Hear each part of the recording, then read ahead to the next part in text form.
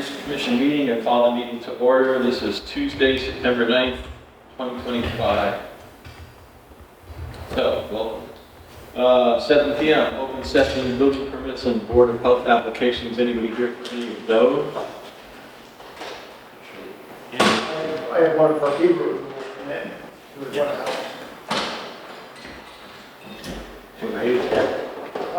Tom. Yes. This is for 83 Miller Street, I believe. It's, I'm the owner, and I'm at 83, but the property. Okay, so it's 81, Taylor. Is 87. Why don't you come forward and explain what you're doing, Heather, what you're hoping to do? Yep. Should I? Some information. I went to Google Earth and I found all these old. I still think that's the whole picture. Well, it's 97. Do you want the older one or the newer one? No, that's the one that I sent, Because it shows everything. it shows everything that originally was there. And if you were to look at it now, you can see that the Beavers have been extremely successful in subverting a good portion of my acres. Right. And that's what we're trying to do. Well, what's interesting is this is, well, 1997. Yeah. If I jump up to even 2014, if the camera will allow us to do that, you can see it's still in pretty good shape there. Yeah. And that, But I think you were taking care of the property differently then. no, you can have beavers now. So if I go to the latest picture, which is 25 April, you can see how much of the land has been taken over by swamp. They're good, see little fellows. Yeah, I can see that. So where are the beavers located that we want to remove? Down in this area? I'll Yes. Right in the center, where your mouse is right there. Right there is the main dam. Yeah, well, that's a man-made dam, isn't it? That's not a man? Here's the It's been culvert. very improved. Oh, that's a beaver dam? No, it's the bridge with the culvert. That's a man-made dam, right? With the colors. Yes, but they made it much taller. Oh, the beavers have Oh, improved yes. upon it Yes, improving. Yep, to a kind, heightening the pond, the level of the pond. which allows to hold more water, I guess. Yes, and there's also a secondary dam, again, I'll defer. Yeah, it's, excuse me, right here. So here's Claudette's house. Right. It's right about here approximately, and it's about 4 feet high. Oh, wow. And this one is additional 4 feet here, so if you terrace it down. So, the beavers have been coming all the way down through here. There was a small one in here, it was only about 8-10 inches high. But the beavers have been seen in through here, and I have seen them up in here. We tried to address this a couple of years ago, kind of went dormant for a little bit, but now it's too much of land over. They're actually burrowing into this field here. Tractor sunk in as they try to hay it. It's sunk in one of the dens. So this is a two-part project. One is removing the beavers. Correct. And then mitigating the dam, which is opening the dam up to allow the water to flow. Right. We want to, you should have two applications, I believe, for land disturbance from behind Claudette's house, and then from the rest of us here, so we can, what we want to do is want to remove the beavers, clean up the stream here, because there's so much debris in there from over the years that the water is not flowing. If this dam was to break the second one, unfortunately, there's such a blockage in here that it would end up in her basement. And that's not healthy. Plus, not to mention that she has a well, it's artesian well right here, corner of the property. All right. We didn't know that before, so. Yeah. So the idea is to start at the street in terms of the ditching and work our way back slowly so that everything has a chance to drain naturally and just keep working our way back until we get to here where the ditches are and then Yeah. just Well, keep ditching. As we talked before, this is a two-step. So the beaver extraction, trapping, and removing is the first step. Then the next step, which believe Tom will be involved with. It's actually cleaning and maintaining the ditches. Okay, that's a different process, and we're gonna be working with Jeff Lucier and equipment that I have on the farm and I myself. know Bill Shaheen, who has comments for you on that. Okay. The actual application is going to be shown next month. Right. Okay, this is an informational session for everybody. Yeah, And that's why I'm here, in case y'all had any questions, I can. So I think this, because of the Board of Health involvement, do you have your permit yet, or? It's in one of y'all's hands, because I emailed it over. Well, you sent it to us, but we don't issue it. I think the Board of Health issues it in Granby. Right, their meeting is, I think, after tonight's Oh. meeting. But again, I'm here on behalf of the client, in No. case y'all had questions. We appreciate it. I don't know. I think you've said enough. Do we have any questions from? Is there any way to know about how many beavers we're talking about? Upon my evaluation, we have less than 6, 6 beavers? less than that in this one little spot, yeah. They're creating all that ruckus. Well, they're very. Well, the biggest issue, ma'am, is cleaning of that brook, because it involves 2 parties. Claudette and Heather here, because they own 50% of it. Open trapping season starts November 1st. So this is just gonna, by the Board of Health issuing the permit, allows me to start a little bit earlier, so that once the permitting done for cleaning of the brook, then they can immediately get in there and start cleaning it to drain the water. Once that rain comes and that fills back up again, unfortunately, Claudette's house is in jeopardy of being flooded. That's the biggest issue here, is that there's so much debris in there, it just needs to be cleaned. It's also causing issues with other neighbors too, I think, with the water ponding. Right, there's another, who's the gentleman with the horses, or Yes. he's over in here somewhere. yeah. But they've, this, you can't even drive in here now to hay it, there's so much.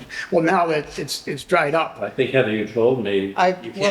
You can clearly see if you toggle, this is, we've lost probably 25% of our hayfield. You can't get close to it, your tires just sink in, and nobody wanted to bail this year. Wow. So, So you're losing money. Yeah, Yeah. absolutely. Because this is an active farm. yes, That's the point. yes. This is an active farm. And I do have a farm number, I'm registered with the USDA NRCS, so if that's helpful, I have an actual So like I number. said, this actual RDA, they've got 2 applications, one for each of the 2 properties. And we're going to see it in October meeting. That's, Yeah. So this was informational, so they could get this part started. okay. Beaver, because you can't do anything until the beavers are. Right, 'cause they're just gonna come back in and clog up and undo everything else that they're gonna do with the tractor. But there's no point in trying to clear the ditches until we get the they're- beavers under control. They fix whatever you knock down. So, I'm sorry, when are the dates of exterminating the beavers? What's that? When is the date for basically trapping and killing the Well, beavers? that's, So the Board of Health needs to sign off on the permit, gives me 10 days. At the end of 10 days, if I'm not finished, then I can reapply for another 10 days, up to a total of 30. But by that time, we're almost in the open trapping season, so that paperwork is non-essential at that time. And this is the lowest water that we have, that's why we're trying to get a jump on it, instead of waiting till November. We're trying to get the beavers out of there, so that as soon as we get the permission from the board to proceed, we can start, and the earliest we can start is in October, apparently. So yeah, after your next meeting, once you all have a chance to digest the paperwork, review it, I'm sure there'll be we're sort going of, to be focusing on cleaning the ditches and maintaining the ditches. So for us to operate, the beavers have to be taken care of. right, Correct. So that's why what you're doing is so important. So, do you have any questions of us? No. Okay. Hey, I'm sorry. Is there any way you can think out of the box a little bit? I know beavers always come back. Is there any way we can all think outside the box and figure out a way for relocating them so they're not? okay, I cannot relocate a live animal, You can't, in unfortunately. Massachusetts, you can't relocate beavers. Can you relocate them to out of state?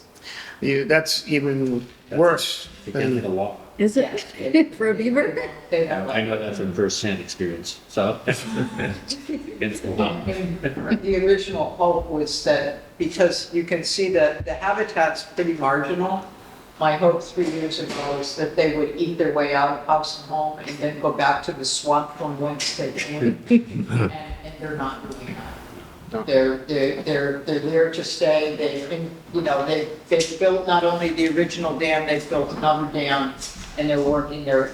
They've been really successful. So my original intention was to hope that they would eat the stuff that was there along the tree line and then go back, and they haven't done that. They're making a new home here. They're quite comfortable. I'm still gonna make the call and see if there's any kind of exemption that you can get for this. You can certainly talk to the state. Yeah, just to see. Doesn't hurt. No, To ask. it doesn't hurt. Believe me, if that was an option, I would pursue. No, I get it. You're in a pickle.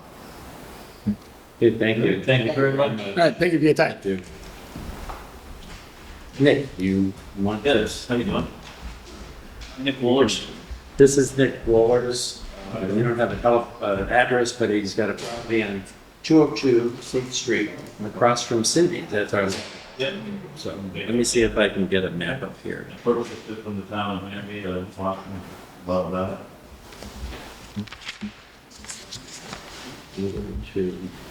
Since we don't have an address, it goes by address. That's unfortunately. Lot number won't help me.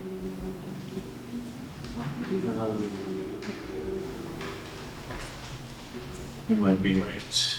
Yep. Are you right in here or over here? Well, let's see. I think this is Cindy. Let me go to the area. Nope. That's not Cindy. This is the school street intersection. And these are the high schools. So actually you are right in here. Yeah, maybe the middle two, or maybe the, The reason I'm going to do this is I can see the wetland, and I think your map is going to be, wait a second, where did I go? Here we go. You're right here. I think you own these two lots. right. So, two properties we're talking about, the two residential lots. Okay. That he owns, he'd like to develop them, build a house. It's probably questionable to get two, but I wouldn't mind you combining to get one. I mean, if I could get two, that'd be great, but.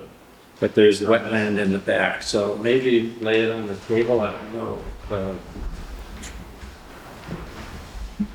You guys want to come over? Yeah, our heat is with it, and it's, we already built the, and flag, so it's, Oh, Steve? yeah. This is all just been Where's the wetland flags for you? yeah, so, yeah, unfortunately, so, I would, This is the wetland, not the buffer. The buffer's back here. correct. No, I don't know if there's some way that I can sneak one in the middle of all this. Well, you can work in the buffer, but what triggers it into the notice of intent, a little bit more intense application in line with that. But what I'm getting at is the RDA, which is the first step, is a request for determination, which gives the board an opportunity to look at the property and see, are you within resource buffer or riverfront? And that you're not in the riverfront, which is good. Right. But where that shows the wetland, which is back here on this map, Right. that's why these are not accurate. Right. This is the wetland back here. In fact, when Steve Riverty checked it out, the wetland is actually up here. And when you put your buffer on it, you almost have no room left. Right. But you can work in the buffer. It's just going to require a notice of intent application. Yeah. So instead of it, $125 to $500 fee, because there's a lot more eyes looking at it, and you would need somebody like a Steve Riverty to put that together. He's been in front of this board anytime. Right. And we discussed that, and I'm willing to do that, but I don't really want to go too deep and back and forth with this thing kind of. I think with the notice of intent, with his guidance, he could probably show you how, if you wanted to develop both of these individually, because they're both building lots, Right. legitimate building lots. Right. So if he could show you how to develop each of those independently, it's more money for you, Right. obviously. I would like get that. the best return versus combining them into one lot, then only have one house. Right. Right. So I mean, is it doable? I guess is my question. it is doable. People, you've got a lot of swampland and so you wind up working within buffer zones all the time. Right. You really can't work within wetland, Right. Right. so you can't work in the Can't swamp. get past here, but in here, But you can do work stuff. anywhere. This is setback from the street. Right. So you can work anywhere in this zone, Right. but because the buffer encroaches so much of the working zone, Right. it would require that you have a notice of intent. And that is, whose eyes are on that? Just this commission? Well, it's this commission, but also DEP. Right. So there's more people. Looking Yeah. Right. So And how are they usually to deal with? they're fine. Yeah, I mean, as long as we follow the rule, the law is the law, it's very clear. Right. They're not saying you can't do anything in the buffer. Right. You're just requiring Right. to make sure that whatever you do doesn't jeopardize the environment. That's what everybody's nervous about. Right. If something is done, That's why in my mind, looking at this, I'm thinking, you know, one house in the middle, I don't know much about wetlands, and I've deal a lot with them, so I was looking at this, I'm thinking, well, maybe I could put one right here. You could. Everybody would be happy, if I could get two, that'd be great, but. well, that's what Steve developed. Right. Yeah, I think either if you did one or two, it'd be buffer zone. Yeah. It'd be mine would be two. Right. It was mine, that's what I did. Tall houses, big stories. Well, I'm a builder, I live across from the high school, so whatever I do is not gonna be cheesy, you know. Yeah. Operations and be all done, you know. Okay. Consultant's gonna make you do all kinds of crazy stuff, whatever they see fit, culverts and. Yeah, Whatever. Steve is good. I'm not allowed to reinforce anything. Right. But he's been in front of this committee a lot. Right. He's worked for me, he's very thorough. Right. He has the guidance on how best to handle this. Right. But we trigger is obviously an intent application, which is a little bit more intense. Yeah, I'm fine with that. But not a lot, not a lot. I just don't want to go forward and then get dragged through the mud and then so Yeah. everything, you know. Well, we don't want to waste your time, money, for sure. I think the experts would probably know a lot more, that's all well, Yeah. would know right off the bat. He's done it a whole Yeah. bunch of times, so. yeah. He's been in front of the board, with projects just like this, that are next to streams, that are rivers, wetlands, and because there's different things you can do to accommodate the requirements that are set forth in the Wetland Protection Act. Right. So getting the best value of the project, what Yeah. our goals, and our ultimate goal is to prepare for that. Right. We want to use that to diminish the value of the property. Right. Yeah. That, I said that right. Yeah. we did. It sounds fair, so I'll move forward. Okay. Hopefully, maybe. We'll talk to Steve or somebody like that. We have a on our website, we've got a listing of a number of engineers. I think I would get talked to Steve, yeah. We see a lot of them too.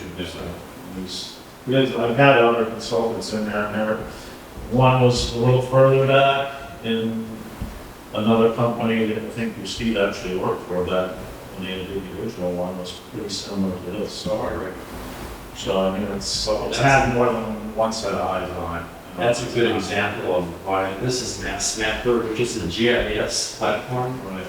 It's not that accurate. All that does is tell us there's wetlands in the area, we gotta check it out. Right. But when you have somebody, a consultant, an expert, Flagging. done this before and flags it, Right. the line, as you say, might move a little bit, Right. one way or the other, depending on who you use. Right.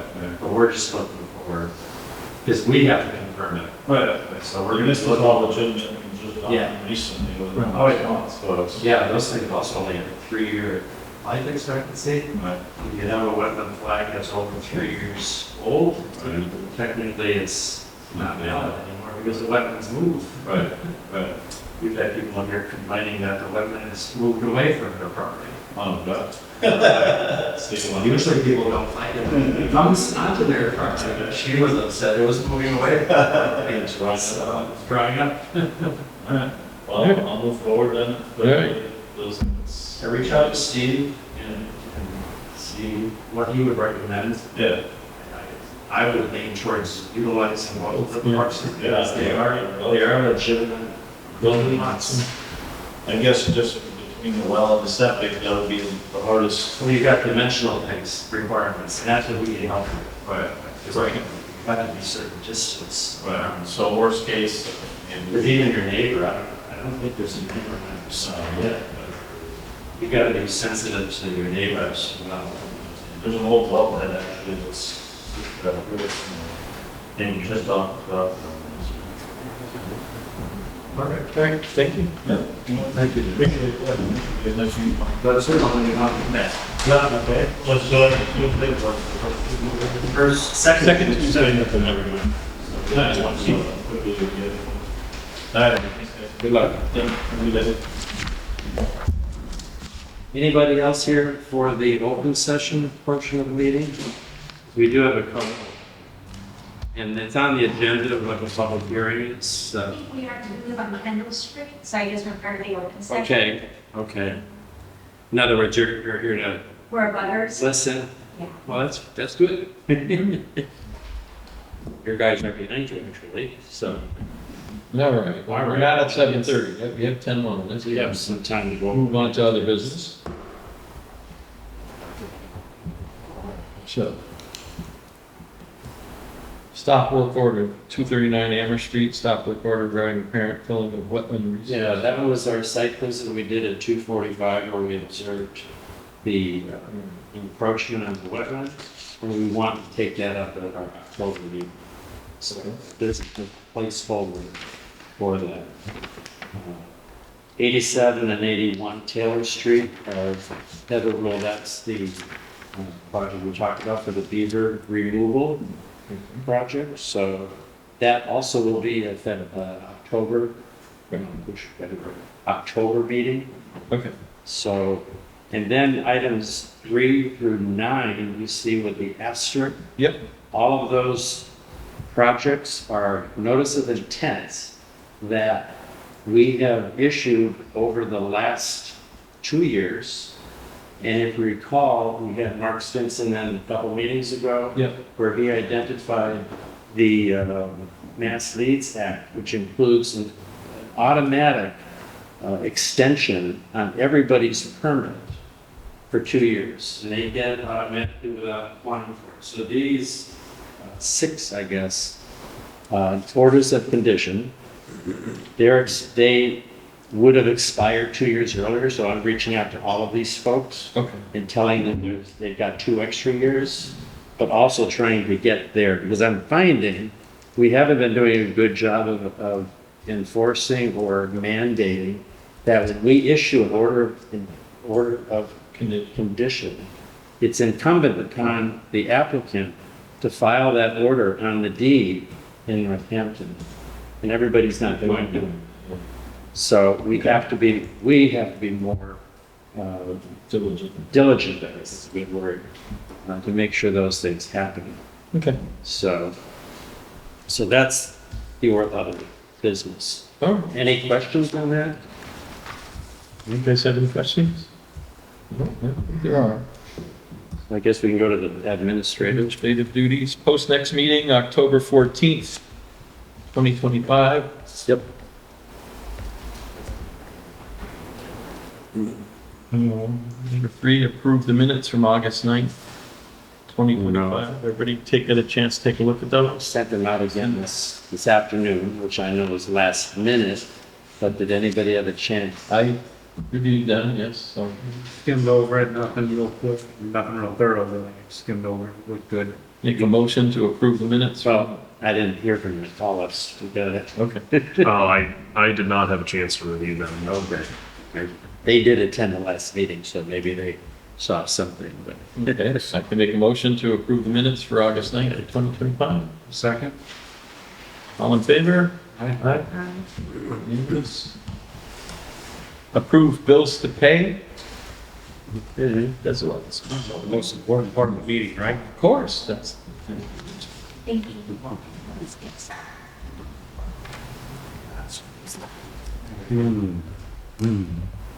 It's legitimate. I have another one.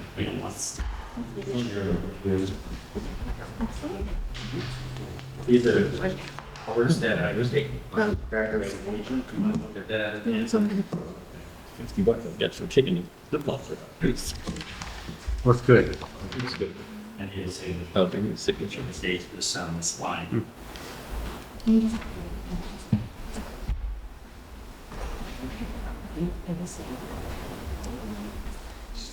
Today is 9. 9/9/25.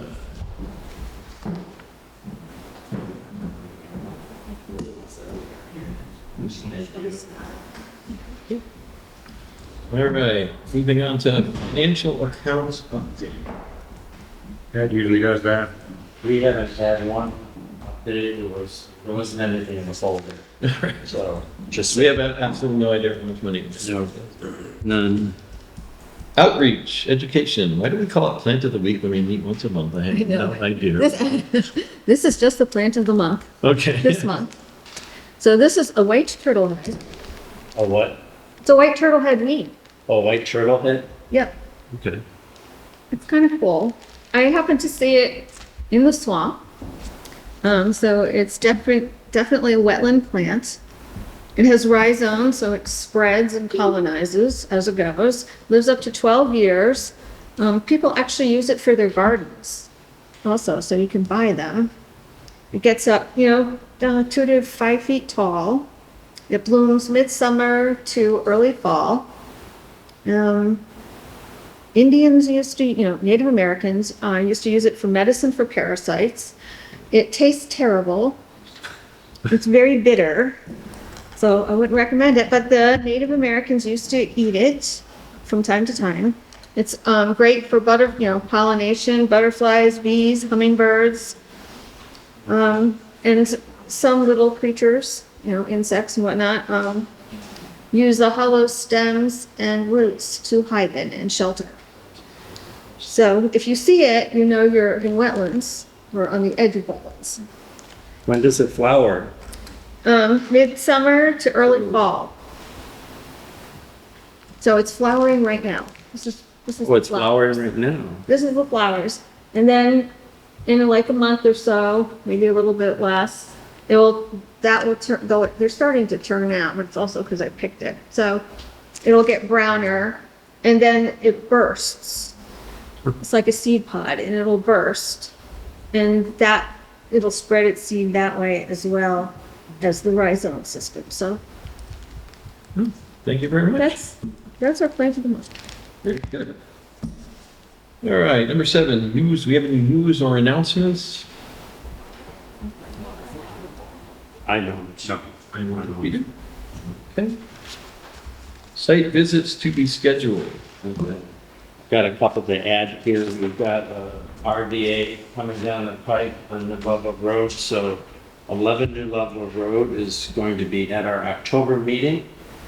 Looks to be very easy. So I'd like to schedule a site visit, but pretty much everybody's working, it sounds like. So I'm asking these folks if we can do weekends. Would that be better, like a Saturday morning for you?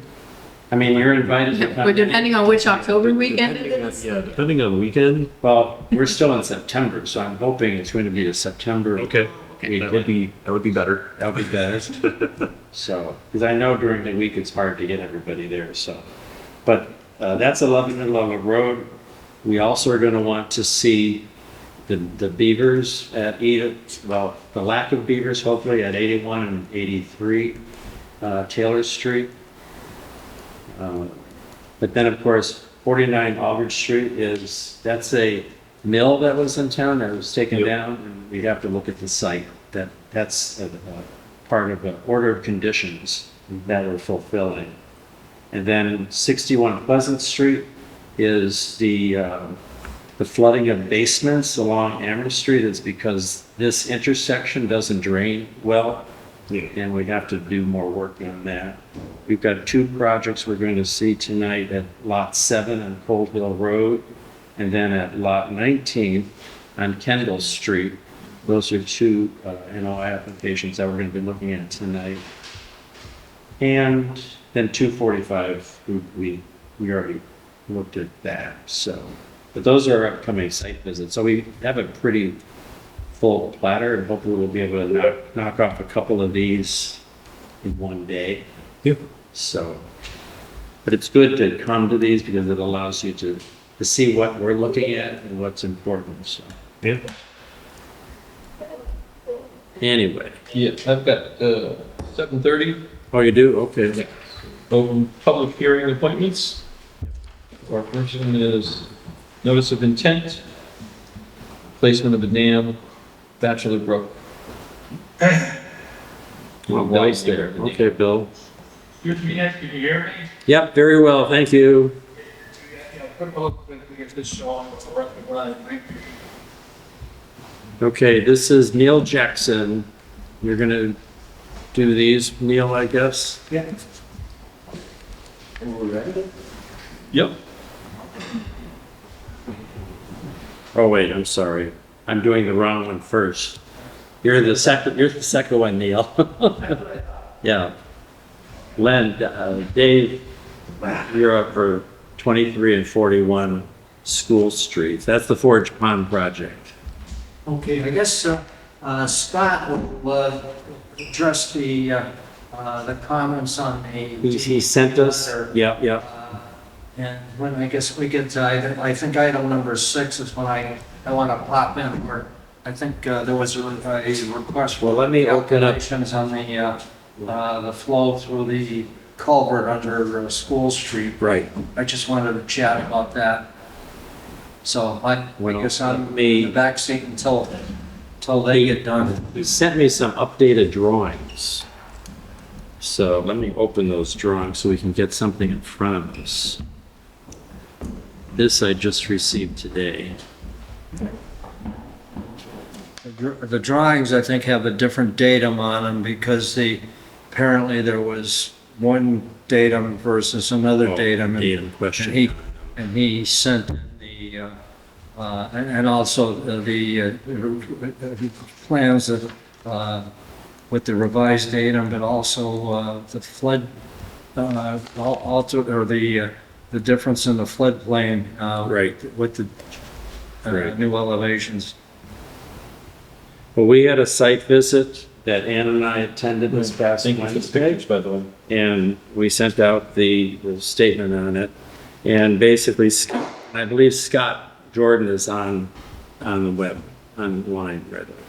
So you're in person, so thank you for coming, Dave. Sure, sure.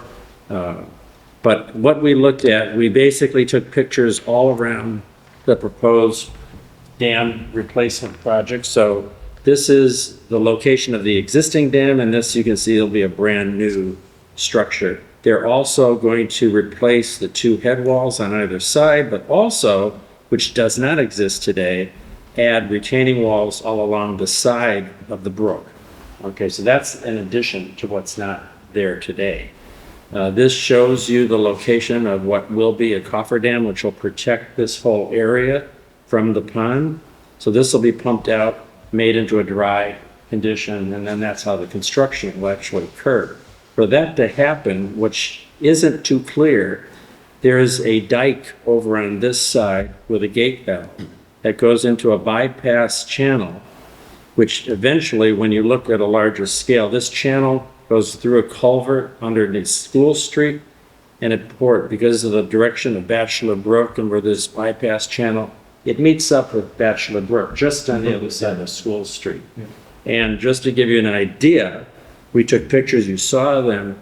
There are 3 6-foot wide culverts, I'll call them, going underneath School Street right now, which carries the Bachelor Brook flow through all seasons. The bypass also goes under School Street. It's 36 inches, and there's only one of them. and which is north, this is a galvanized steel structure. And on both sides, because it's been exposed, nobody really knows how long it's been there, it's degrading. But these are used by animals, by water flow, by everything else going through to flow. When this is dammed up, when the cofferdam is in place, and they're working on this new dam, this will be the only flow for evacuation of any water out of Forge Pond. And Ann and I were there taking pictures, and we were focusing, I don't know if you were around, Dave, at the time, but we were all focusing on this construction project, because obviously this is the main area of work. But Ann and I were walking over here. Scott Jordan brought us over here too. Because he told us there's like a weir stone, a small dike down here. Down below, yeah. That will be removed to accommodate the water flow. And we looked at this channel and it's totally filled with vegetation. It's totally chock full. Now the gate valve, I don't know the status of how well it works, but it's a cast iron structure that's underwater.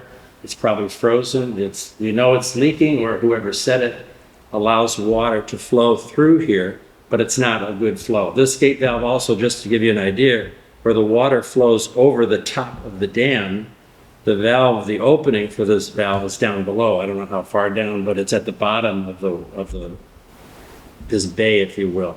These two sides, there's a large mound, large hill in between with trees on it in here. So it came to us as we're thinking about it. We asked Scott about were there plans to clean out this bypass channel? And he told us there aren't.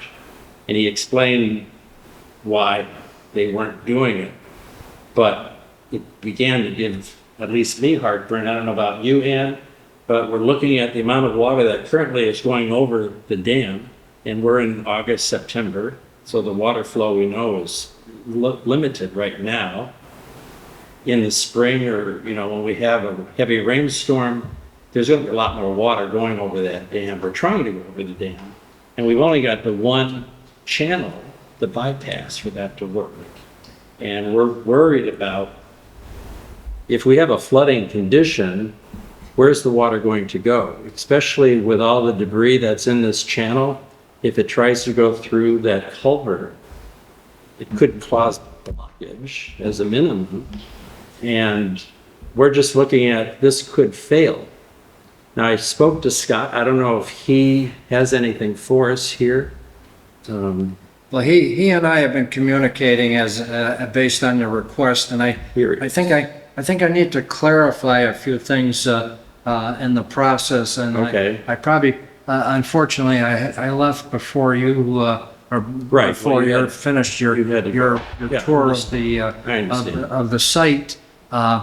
The part of the project that the contractor is responsible for is control and diversion of water.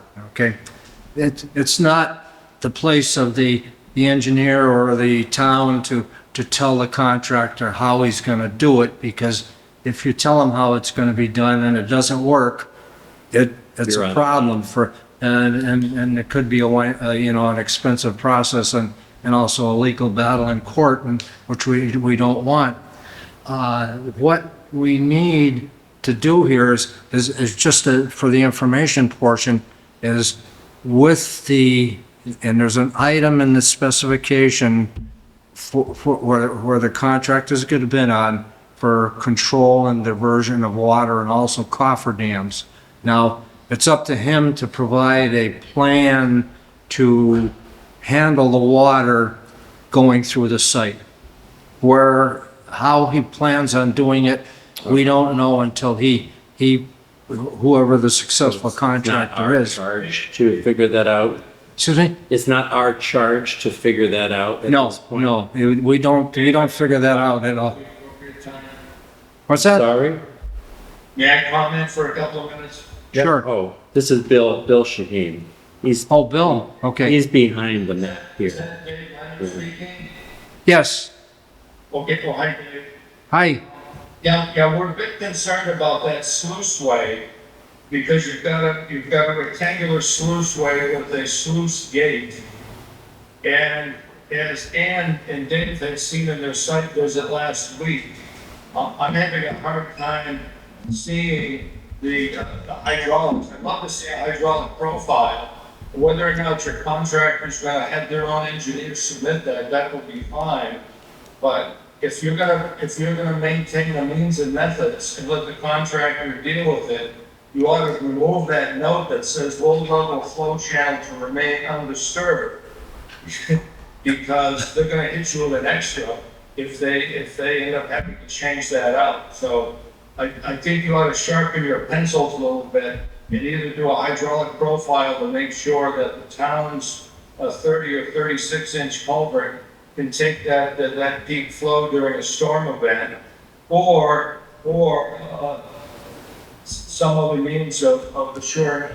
Well, the things, if, Wait, let me continue. Sure, Don't sure. interrupt me. Give me 2 or 3 minutes, please, here.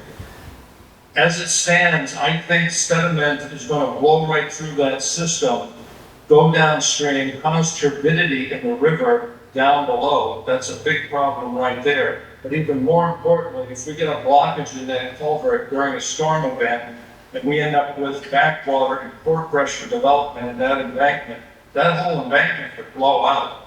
And frankly, I would rather see the professional engineers take care of that than the local contractor. And again, that's just my 2 cents worth on this. So go ahead, Dave.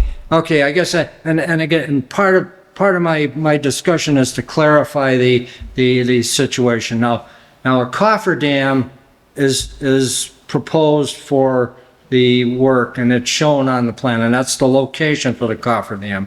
Now the contractor and the specification section that is. If I could interrupt. Yeah, the cofferdams can be designed by the contractor, there's no doubt about it. No, let me finish, Bill, okay? The bypass channel, the sluice way, the sluice gate has to be an engineered system. Then Bill, the sluiceway channel in my feeling is out of the picture for use other than maybe trickling water down through. So I think we don't even have to talk about it because it's not gonna, obviously it's not big enough to handle a major flow. We've got 26 square miles.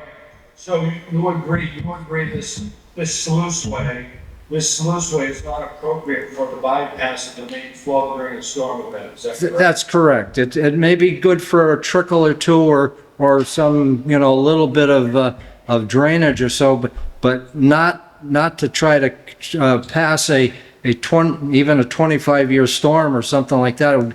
It's ridiculous. It should.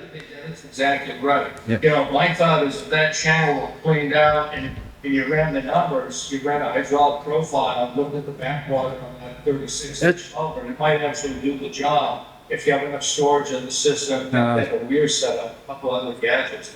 My feeling is it's not of any use at all whatsoever for the maintaining water flow for the project.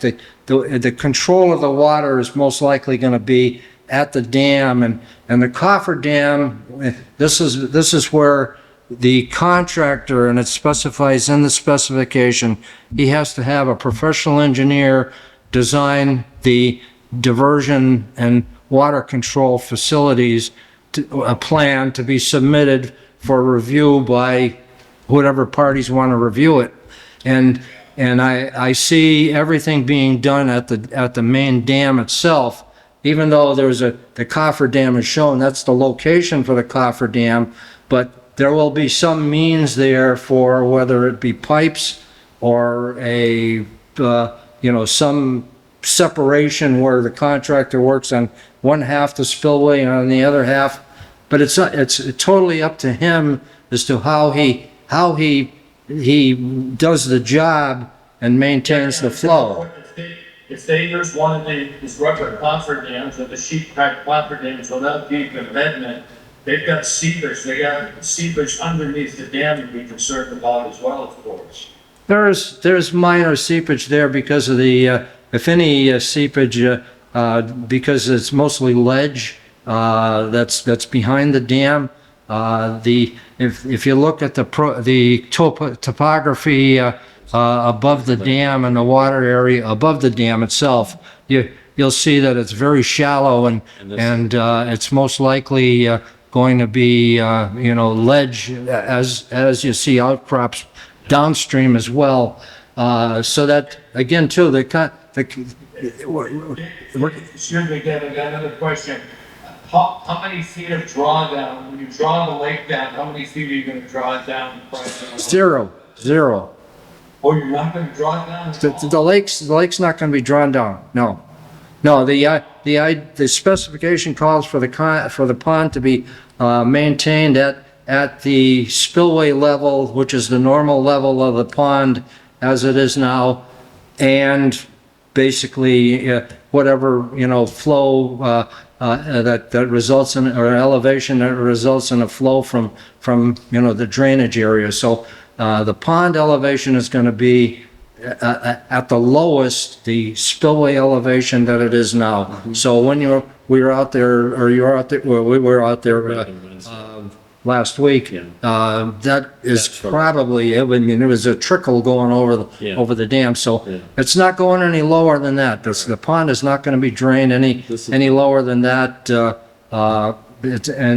The contractor is going to have to be dealing with keeping the pond level as it is, working on the dam, and like I say, either working halfway on one side and halfway on the other, or whatever his choice is, but done with a professional engineer's oversight in the process. Okay, so again, their PE and their PE's insurance policy will be closely watching this, I'm sure. Well, the contract calls for insurance to, $4 or $5 million in damages, property damages, and personal injury, and you name it.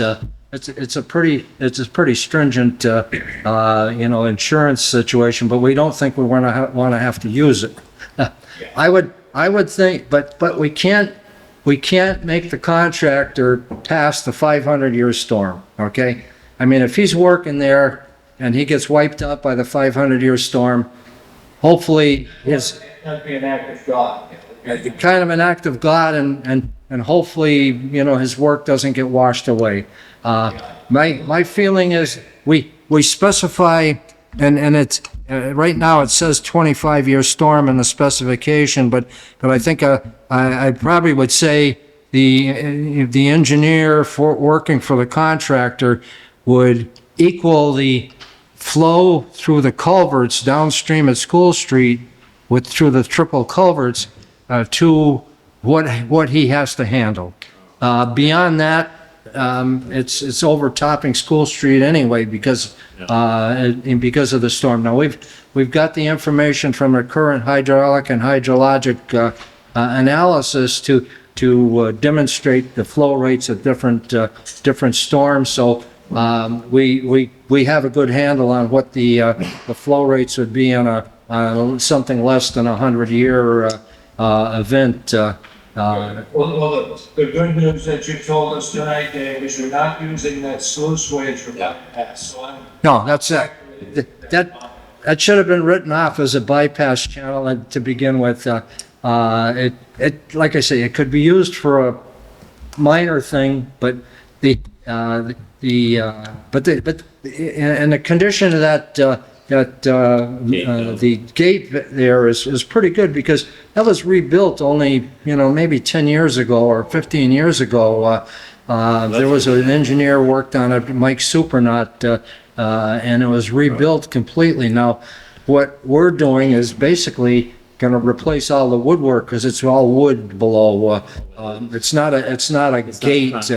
Yeah, it's a wooden structure with wooden stop logs, and we're saving the mechanism because the mechanism's kind of a good-looking mechanical device there, and the contractors under the contract is is to refurbish it with, so it's workable. So this job really shouldn't even touch that. 20 years ago, I looked into that sluice way and it was fairly clean and you could see the sluice gate very nicely. This is about 20 years ago. Yeah. So apparently in 20 years, it filled up with a heck of a lot of sediment. So there you go. And you know, the wood that was used was good. We are saying to replace the woodwork in it, but and the stem for the that raises and lowers the valve as part of that. But Because, you know, historically, they've used that sluice gate and sluice way to drain the pond from time to time for maintenance, but they haven't done it in years.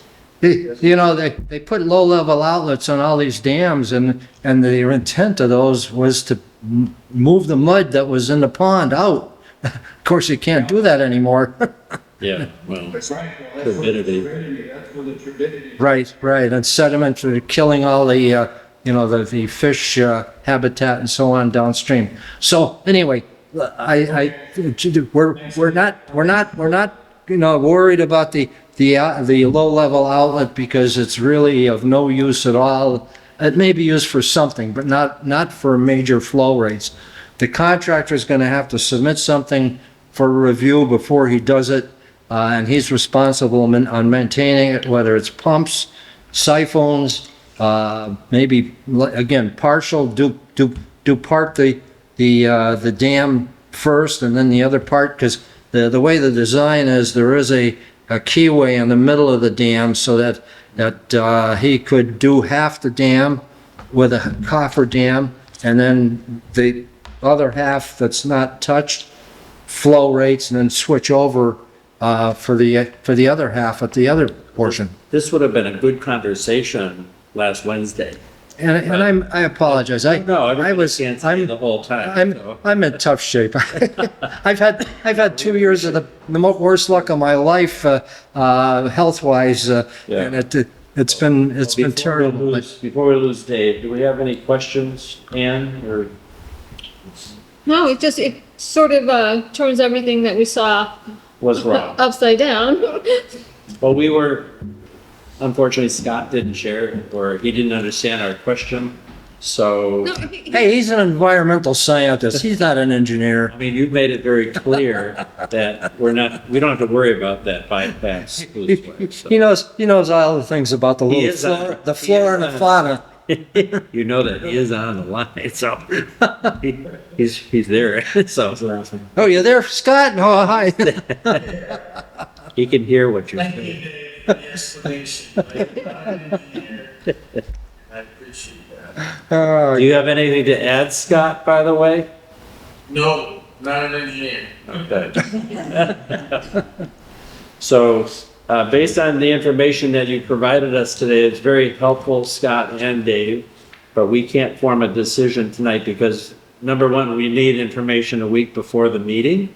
So we're going to have, with your permission, we're going to have to come back in October. And Bill says he will be here, and our hope would be to sign off on the order of conditions at that next meeting. So do you have your permission to come back to the October meeting? Scott, I guess, you're driving. When is the October meeting? 14. Oh, okay. It's more in tune with the town, what's going on with the town process. Dave? What's that? Dave, I'll defer to you on whether we will allow them to continue to October. Well, I don't, as far as time-wise, but there's a lot of things that have to take place before anybody's ready to build anything up there. First of all, the town has to be, convinced to put it on the town meeting floor for consideration. Meanwhile, you do have a major building project to deal with. Well, we want to make sure, the reason I'm putting that out there, Scott, is if we close the public hearing tonight, no more information can be transferred back and forth.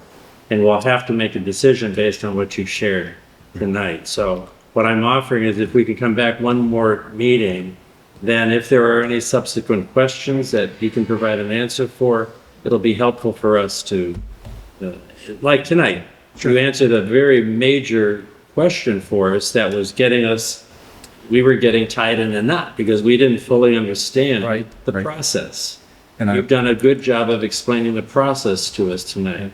And if something else pops up and we close the public hearing, the doors are closed for any further feedback. Yeah. So that's the benefit of having one more meeting. And we're gonna do our effort to have our order of conditions in place so that we can review it and sign off on it. And on any project that I'm involved in, we usually have a pre-construction conference, which brings in That's gonna be everybody part of the order of conditions. so. to have their input Yeah. and to get information and ask questions. Especially here where the contractor is gonna be so involved Yeah. with the flow, the safe flow of the water. And it's It's fun. And basically, it's important, it's an important issue, the flow rate, for him as well as for the, the public downstream. Everybody that lives downstream. Exactly, yeah. So, anyway, Pardon me, from my perspective, I have no objection to continuing other than, I need that order of conditions, assuming it will be issued, to forward to the Army Corps of Engineers. They're awaiting that to issue us a federal permit. And I know, so there'll be some lag there. And I know that Dave, I think, needs both of those permits in hand. There's a chain reaction here. To submit his chapter 253, I believe it is, dam permit. And then I'll let Dave decide whether this timeline, if he thinks this will work for us. So we're probably gonna have hopefully 2 wetland permits in hand, hopefully by the end of November, Dave. If we come back in October. he's talking to you, Dave, I Yeah. think. And then you'll file your dam permit, and I don't know what the timeline is for that. The timeline for the Chapter 253 permit is pretty quick. One good thing, they've got a new person on board at the Office of Dam Safety that kind of takes care of things pretty quickly. The previous, responsible parties have left. And it's been almost like on a small project just recently, it's been a one-day turnaround. It's not like some of the others. The only thing that the Office of Dam Safety wants is to make sure that all these permits are taken care of first before we make a submittal to them. And like I say, time-wise with their review and approval process, it's pretty quick, and not worried about it. And we still have some hurdles to go through with the town, relative to you can't build it without any money. That's gonna be a big issue. That's a little detail. Yeah, so we need to deal with that, so that, there's time. The next round of applications for funding from the state is coming up in a late fall, but they can issue a determination on their grant and loan availability, and they don't usually do it until the following fiscal year, which is unfortunate. You apply for it in December and you don't hear from them until August of the following year. So that's how our state works. Well, if I could add, Dave, Scott, you answered all of our DEP questions very well. I got your response today. So thank you very much. The clarification that you provided, Dave, on the water flow, I think takes away of our concern. All right. I don't know if we had any other concerns. We had the issue, Scott was also very concerned about the name, the applicant on file, because it's under the homeowner. On the side of the That's dam? not in the straight line, and we are working on his property. So I think we have to keep everything in line with it. Unfortunately, she's talking about is The neighbor. 23, Yeah, Mr. Mishi. that's one of the loops or the problems to be developed is with the attorney getting a right of way to be able to work on his property, either a taking or an easement, whichever he feels I comfortable think with. that has to still happen. Some clarification has to Yeah. happen on that. But the fact that his property is part of this project physically, it requires the deed, Okay. it requires the application to be filed on the deed. So Yeah. that's, He seemed to be very, town is taking the cooperative lead on with that, this I think. so far. So I think, it should work out, but Yeah. things could change. You never know. town is taking the lead. It's the lead agent here, so. So Dave, if that timeline works for you, then, you can authorize it to continue and, we'll wrap it up in October, right? I don't see any problem with it unless, the Corps of Engineers has a time requirement. We submission. can wait till then and make that submittal and, No, I don't think so. I think that if they did move on to other things, and they'll accept it whenever I send it. I will notify them that we're still working on it. We anticipate it shortly. All right. okay. What would that date be, Dave? In October. All right, thank you very much. He was asking what the date would be. What's that? October 14th. October 14. 14th. It's the second Tuesday in October. All right. well, You want me to leave this with you? It's just show. Is that the outline specs that you were talking? Yeah, and it, That'd be very helpful. this is the bid form, and Okay. those are the two items that are associated with the cofferdam and the Yep. diversion of water. Okay? Thank you. You were very helpful tonight, Dave. Thank you. Yes. Well, fortunate to have. Yes, yes. Okay, Okay, continuing on. we're number 2 now, Right, lot lot 7. 7, Cold Hill Road. Hill. I mean, you can do either one, so the folks are sitting for lot 19. Only the Kendall first. So here it is. Okay. Here, Kendall. Let me, How you doing? Here. My name is. Dave, if I can interject. yeah, go ahead, Bill. Yeah, we're supposed to actually make a motion and move to continue, but Oh, Okay, we have a motion. Let's- Let's make a motion and I'll second. I'll make a motion that we continue the hearing, 43 and 41. so Kevin is making the motion and And second, you don't, let's have Ann I second. second. Okay. Just so I can use a different, and then we gotta start engaging in the plot. Yes. That's, all in favor? Aye. whoops. Thank you, Bill. All right, Yep. My name is Neil Jackson. I'm here representing Rochelle Review for North Superintendent, lot 19 Cannon Street, for the construction of a single-family dwelling and a detached ADU. let me clarify. Bill, did you say something? did you, Bill? Yeah. I'm not trying to open it up. We're looking at an NOI here, correct? Is that the view you're doing next? Yes, lot 19. Okay.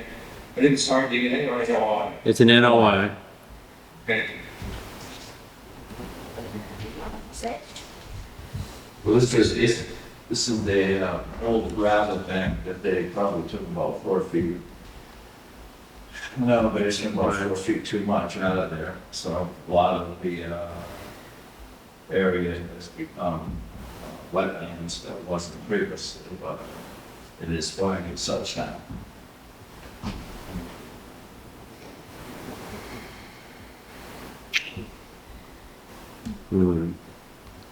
Trying to get to your drawing. You want to go?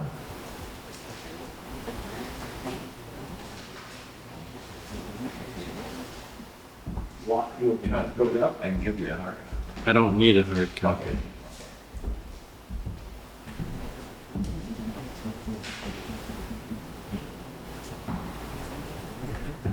Is this the only drawing that you have? Your septic design? Yes, I did revise it, and then I'll submit it. It actually shows all the way to the chemistry. Okay. 'Cause that's what, we have to follow Mark Stinson's comments. Okay. And I think there's two things here. Your application was, the application fee, there's actually 2 residences on the property, so it actually, you have to have 2 fees. Yeah. Okay. So that has to be taken care of. And then incorporating the drawing. I mean, you saw his comments. Yes. We really follow those comments primarily. Yeah. So, and I think Bill, I don't know if he had, we've done a number of site visits on that property, and there's an existing artesian well. There is. So, can you talk about that first? Sure, she had asked for permission to use that well, which is now, I think, whenever they put it in, it certainly wasn't in the wetlands, and now it would be Well, considered. it created its own wetland. Well, absolutely. It's been gurgling for how many years, Well, and now we have a new wetland. exactly, yeah, they took about, again, 4 to 5 feet, too much gravel out of that area, so. Is that what happened? Yeah, that's exactly what happened. So they're supposed to stay, I believe, 5 feet from the water table. I think they're, I don't know, 3 inches. Oh, they're that close? Oh, yeah, one bucket we get one bucket. Well, are you not using them that well? Well, she just asked permission. Because it hasn't been to the Board of Health yet, right? You're doing. It has not. Yeah. This is a property we've looked at before. It had an improved NOI, but because of the different changes of ownership, the existing order of conditions expired. And we have new owners now, so they have to go through the whole notice of intent process again. We have the Stony Brook next to it. Stony Brook is considered a riverfront, so it has a 200-foot boundary around it, as well as wetlands, which have their own 100-foot boundary. So how that plays against development on the property, as we heard the other gentleman that was here, when you have a large buffer, you're allowed to work within that buffer, but you have to go through the notice of intent application. It's a more intense application. So you just can't do a simple building permit or RDA application. It does require, that's why we're here on this project here. So the original intention was to develop it as a residence, a single-family house. And there was a design for a septic and a well and a house. And for some reason, the previous owners put in a driveway and drilled the well. And then they left it for 15 years, 20 years. It's been gone. It's been vacant for a really long time. So that's why the well was gurgling water. And the combination of it gurgling water and plus the shallow distance above the actual water table, we now have a whole area that wasn't wetland before, but it's now wetland. So that we can agree with. Absolutely. So, Drive, there's a, In that vein, could you have Neil just outline where that artesian well is on this site plan? do you see it here, Neil? Yeah, I don't believe it's been located Oh, on my plan yet. oh. It's not on the plan, Bill. Okay, because advise Neil that Board of Health may make them decommission that well. Okay. Did he hear me? Yeah. Yes, he did. Your, Okay, thanks, Neil. Yeah, no, thank you. your audio is very good, Bill. Yeah, I don't even think it's on show. Trying to be loud. We have a plan that shows the well, but we even had difficulty finding it because everything is overgrown. And we had to go in there with a machete and dig it out. So if it's decommissioned? What's that? Once it's decommissioned, will the area sort of dry up? Well, what Bill is referring to, when they decommission it, it literally has to be plugged. It has to stop spewing water. So that's the decommissioning. But I think because of its the surface of the ground, if you will, is so close to where the water table is, it's probably gonna stay wet anyway, so. And it wasn't wet originally, so it's, when they extracted gravel, and I think you're right, there's a certain level that when you do a gravel pit, you're not allowed to go below, and it's based on where the water table is. So they went too low there, but it's more wetland. I mean, there's a lot of wetlands on the property. What's another acre? It doesn't affect the buildings. Well, it does affect how we use the property, yeah, because you can't build in a wetland. Right, yeah. Shiny brown. So what else do you have to tell us? I mean, there's two basically ADUs or adult, the residences. I guess there's a residence over the garage or something, Yes. and the house. So that triggers the two fees. Yeah, two dwelling units. The septic system is going to be accommodating both of those, I assume? Yes. Yeah, because I see two different septic tanks.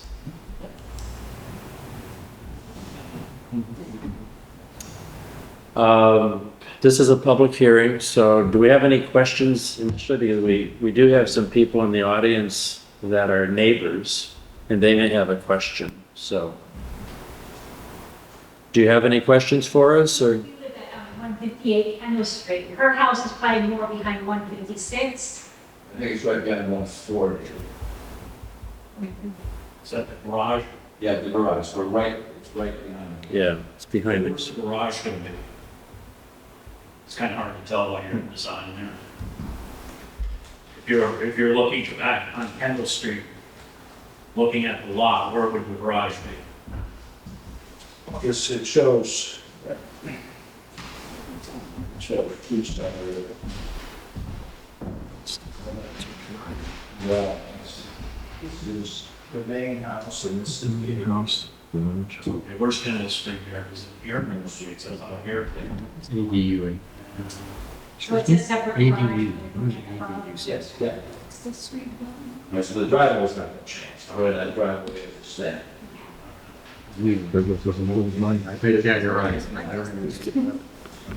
At some point, But does you really need to include us also? You need to include the commission in the clarification. Yeah, they just wanted to know where the ADU. So what map should I, you're talking about this, the second one here, right? Not the residence, but, Yeah, the one over on the left there. because this is the corner of the property, so I know there's the existing building is pretty close to that. Well, it's up front, but it's in this edge, so it's behind the existing garage building. Yes, I went for it, yeah. All right. Can I ask what do you have any concerns? We just live, we're living behind us. So we don't want it to affect our property or, if it's a water issue, we don't want to have it affect our septic or anything. Just want to hear about it.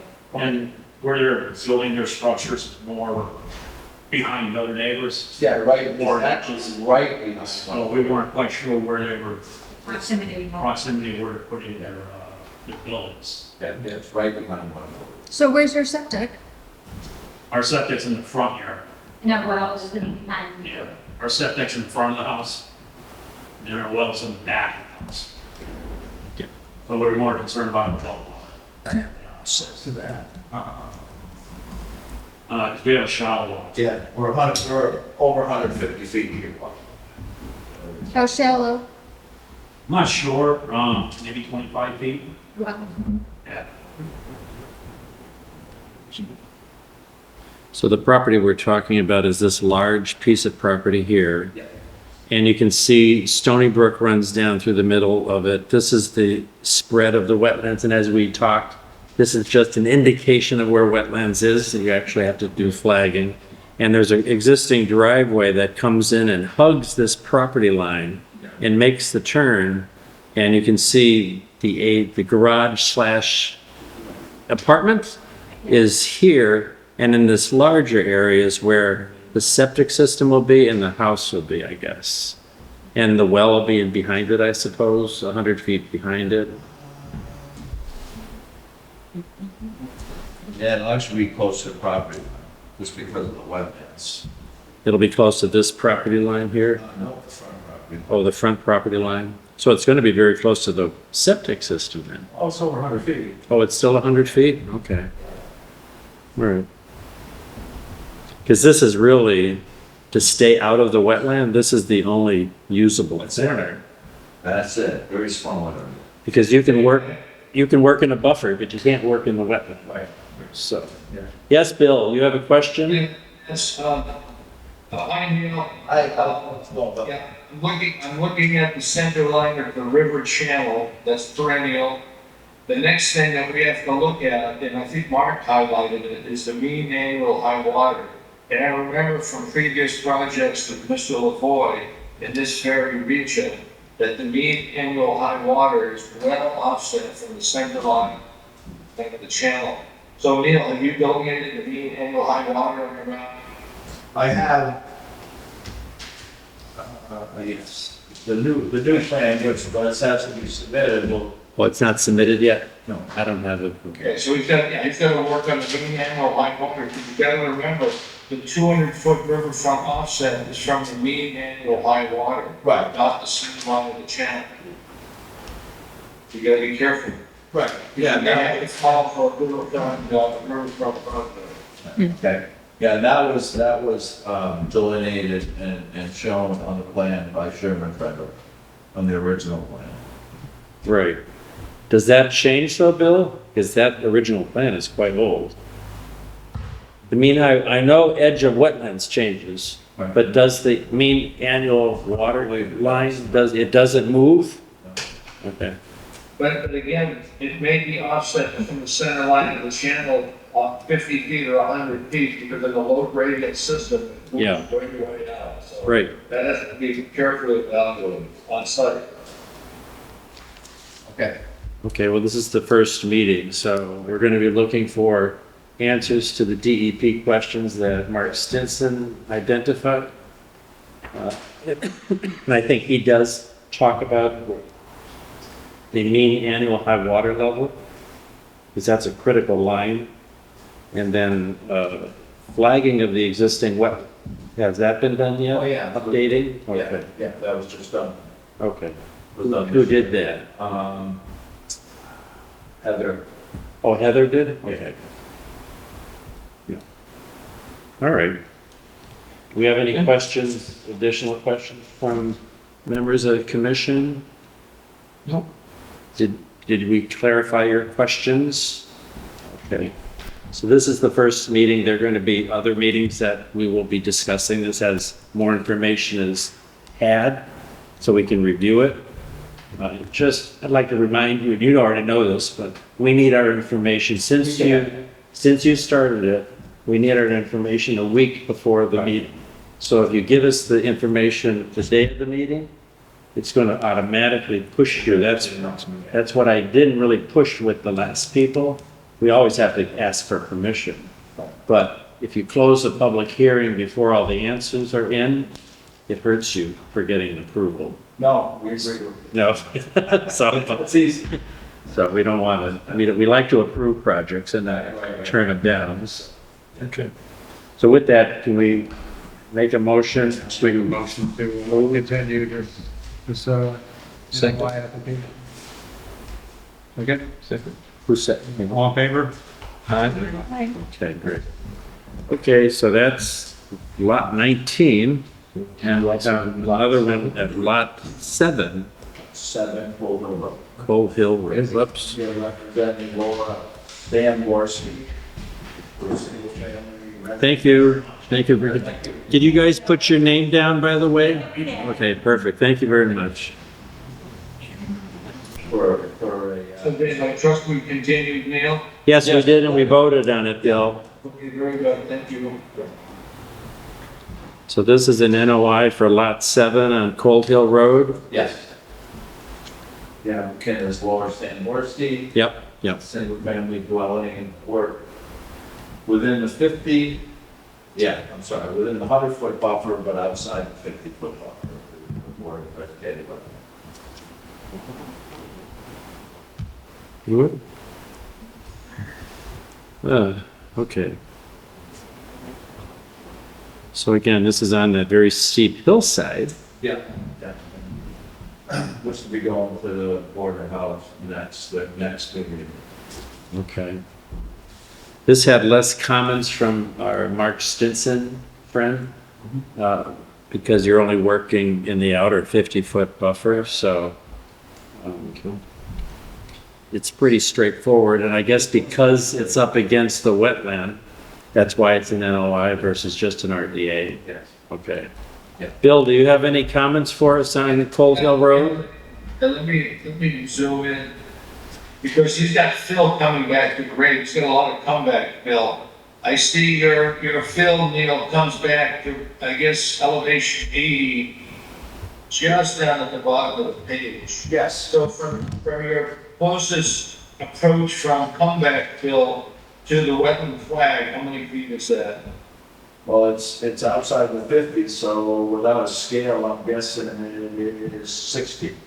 It's about 50, 55 feet, okay. Well, I see. It's at least It's just 60. inside your fill fence, okay, I see that. Yeah, so it's 60, so. That's, Just from a board of health perspective, I'm gonna design a septic on lot 6. yeah. So, Yeah, have you talked to Dick about the design for this yet? yes, I have, yeah. So what I'm gonna do is design lot 6, because that septic's will be in front. Okay. And so Okay. we're gonna bring a bunch of fill in and limit pretty much back up that wall, probably 6, 7 feet. Yeah, if for your retaining wall, you're gonna use boulders, or you're gonna use poured concrete?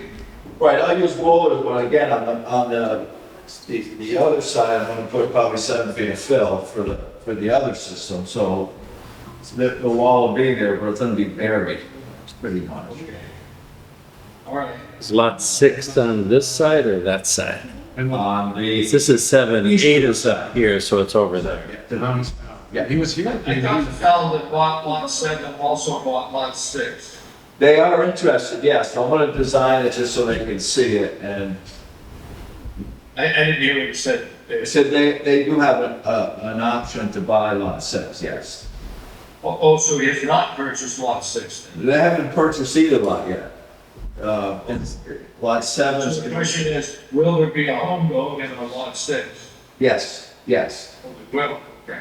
yeah. No, they want to build another house, but, so, They had success on East Street. what's that? They had success on East Street. Yeah. Okay, just one administrative editorial comment. We're being inundated by AI assistants, as you see. You see, the AI assistant wants to read a summary to you. And this is becoming more and more prevalent in the cyber world. Just click, Very annoying. just click it off, Bill. Oh, it's that easy, right? But anyway, I don't have any problem with this. All right. This one's pretty straight. I think it's pretty straightforward, so, this being an NOI, I didn't prepare an order, but, we have, I can't recall, whatever Mark Stinson said, you have to have answers for. Did we I don't have? think he had a lot of. I don't think he did either. Let me look to see. No, he had comments on them. The other one he did.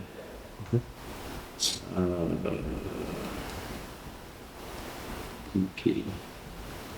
That's a new Let's plan, look right so- What I'm getting at is, yeah. He's saying here, Bill, that the aerial photos show some possible clearing. He was talking about the clearing. And with the clearance outside the house. It's up, yeah. Yeah, that lot was cleared a No. couple years ago. Yes, It's outside the harbor, because they didn't work in the wetland. no. Now, we didn't, it was cleared before the president office. Well, So, the present owners came to us and we did a walkabout on the site to show where they can clear and where they can't clear. And they basically followed our guidance on that. yeah. So Mark doesn't have any comments for Neil on Cold Hill Road, Bill.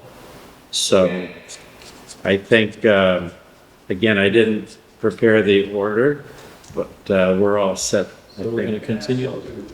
And it's still gotta go through This the is gonna board. continue till next. So let's continue it for one more month and we'll wrap it up. You can't approve it? We need, You'd like to get it approved? Because they I won't can't- buy it until the septic's approved. for The septic. challenge is we can't sign it. No, we could approve it and sign it. You hear what he's asking, Bill? No, you're gonna translate. He's asking the commission to approve lot 7. I can't do an order. We can close the public hearing portion and vote to approve, but the actual signing won't occur until next meeting. But I have one other question, administrative question for Neil. What's the principles at LJ Development LLC? Who are the principals? well, that's in the application, I think. I'm one of the principals. No, who's the owners? I'm one of the owners and Jason LaFleur is one. Okay, all right, that is your own floor. Yeah. But that's your personal thing. Yes. Oh. Are you the owner of this, or Neil? I thought Stamborski was. She is going to be the owner. Oh, she'll be the owner. Yeah, everything has to be approved first. All right.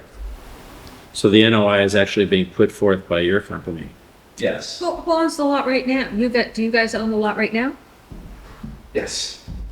Both But lots left? She's the applicant. That struck a chord with me at the LJ Development Day, because that's from the project off of Bachelor Street, same name, so that is Neil's company, good. Yeah, so the applicant is the buyer, Stamborski. because, I mean, once she buys it, obviously you want the paperwork to show her name because it'll go on her. Well, that's the thing. And she's the applicant. She can be the applicant without being the owner. The owner is actually on here. Right. That's the owner, but not the applicant. I had to go back to the top here. So Jason. So that's the project location. The applicant is Laura Stamborski, DGL Properties. And property owner is Jason Fleur, and that's LJ Development. And check the phone number, one of the phone numbers had too many digits in it. This one. Too many. Number H. Oh, her telephone number is 61565. Yeah, it's 61565, whatever. See it there? Okay, I'll correct that. Yeah, I'm not sure what it is. Yeah. What is it? 61565, one of the digits is incorrect. We could pick one, but it may not be right. But if you could just update that. So the question on the table, Bill, with your guidance, can we close the public hearing and vote on this project, yay or nay, tonight? And say we close the hearing and we'll condition the project, and the only conditioning I see is the selection of the erosion control problem. Well, there's a couple things I'm bringing forward in our order of conditions beyond that, so and I can review that with you. Okay. But we do have an order of conditions to put together for this and all the NOIs. So, but we can do, if that's helpful for you, we can close the public hearing and vote on it tonight. Right. But the actual order won't be available till the next As meeting. long as it's approved, then. Well, that's what we would, Right. I'm assuming we'll approve it, but that's what we'll do. Well, that's what I'm hoping for. I'm not, I don't vote. So first, we need a motion to close the public hearing. That's what we have to do. I make a motion to close the public hearing. I'll second Lot that. 7. Second, one of our new people. Oh, good, Connor. The new guy. All in favor? Aye. Aye. Okay, and then, Bill, did you vote? Yes. Yes, I, Okay, great, thank you. is Ed voting? Ed, That's it on. Okay. he did, oh, good, good. So Ed is here. That's perfect. I didn't hear any snoring, so I'm assuming he's still like. Well, that's because he's not snoring. So now we need another motion, right? I'll bring forth that motion. You gonna make that motion? Yeah, Connor, Make a motion. I make a motion to approve it. You'll learn all the language, but that's all we need. That's the basic. And he seconds. Oh, good, Kevin. So all in favor of that? Aye. Bill and Ed, did you hear that? No. All, We- all in favor of? We voted on the approval of the NOI for Lot 7 on Cold Hill Road. Yes. Okay. So it's a unanimous, which is what I want to hear. Wait, I didn't vote for it. I don't need to vote on it, do I? Yeah, you do, you're in, all of you.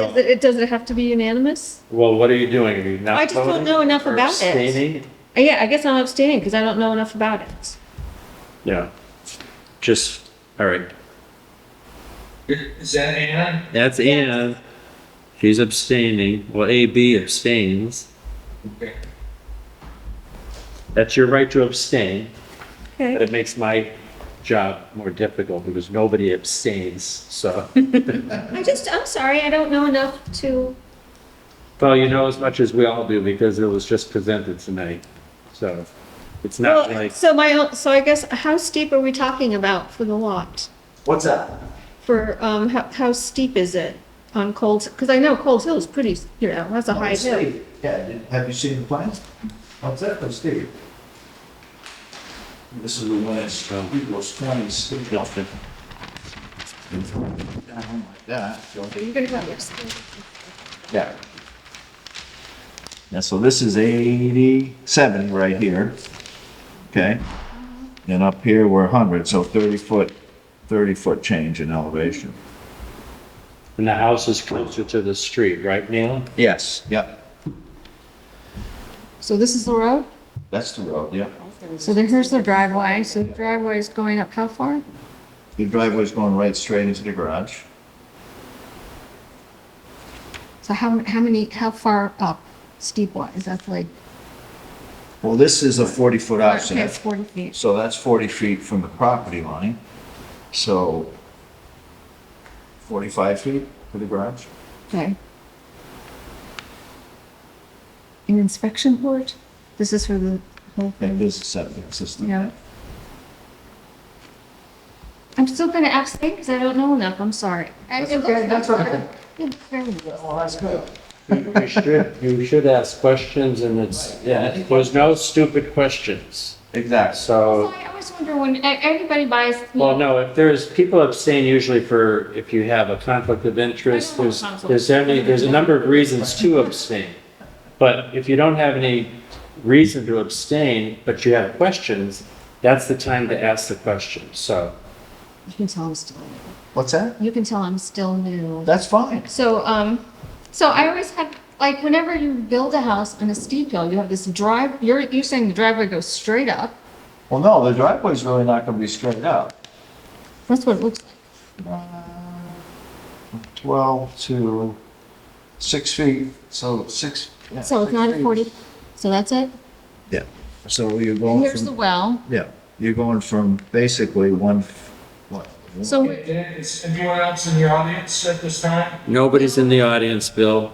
Oh, so it's like a 6-foot out. Ann has questions for Neil, that's why we're waiting. or even Bill, like, for drainage, water, all that on a steep hill, the well is towards the road at the bottom. Well, It's at the top. Right, is it at the top? Yeah, but if I'm reading it right, Right. right, because it's, the elevation is up here and the house is lower. this is. The top, okay. Yeah, the So it's septic at the is- top. They're on top of the hill. Okay, so then you're gonna build on the house. The house is right here. Yeah, no, lot 7 is gonna be another house. No, that's this lot. This is. Oh, lot this whole 7. 7. Yeah. So we're about 6. 6 then is over. 6 is right here. Okay. Yeah. Yeah, I guess I'm okay then. Okay, yeah, and then if you want to ask questions, ask questions. That's why we're here. But can you vote in the affirmative? I think so. He wants you to vote. Thank you. Job easy? He makes his job here. Always, all of it. Thank you, Neil. All right, Bill, we're all set. Do you have any closing remarks for Neil? Oh, no, it's Neil, thank you. I think that's what I've done on this one. And again, you'll be at the Board of Health on the 23rd with this? You betcha. Thanks, Nick. I've already addressed most of Dick's issues. Dick's still down the cave, and I'm gonna have an action here, so Yeah. we'll see you on the 23rd on Zoom. Oh, yes, absolutely. Thank you. God willing. Thanks, Neil. The creeks don't rise. All right, so I think the only thing we didn't cover was number 10 under administrative duties correspondence. Okay. Bill, we're going back to the administrative duties, and number 10 on correspondence received at the last meeting.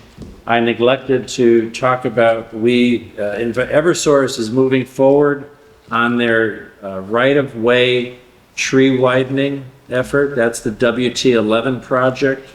And as they move forward, we're hopefully going to get another culvert replacement on Bachelor Street. But the draft environmental impact report has been distributed to all the communities that are affected by this project. So Granby got its copy. I have loaded it on my machine, my computer, but it's a 500-page document. So, and unless somebody really wants it, and the only one that I think wants it might be Marissa, but she's not here tonight. She's not feeling well. Can you put it in Dropbox?